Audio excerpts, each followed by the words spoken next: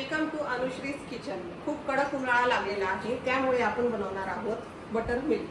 त्यासाठी लागणारे साहित्य आहे दही। दही मी घरी बनवलेले आहे, कोथिंबीर, ब्लॅक सॉल्ट, जीरा पावडर, पाणी। सर्वप्रथम आपण दहीला एका मिक्सरच्या भांड्यामध्ये काढूया।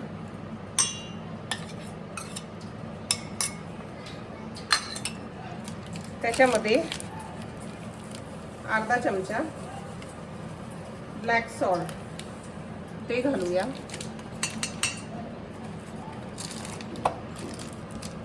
अर्धा चमचा जीरा पावडर ते टाकूया व कोथिंबीर घालूया।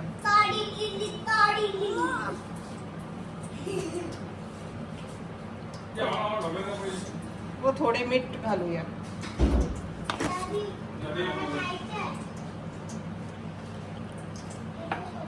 पाणी घालून याला बारीक करून घेऊ।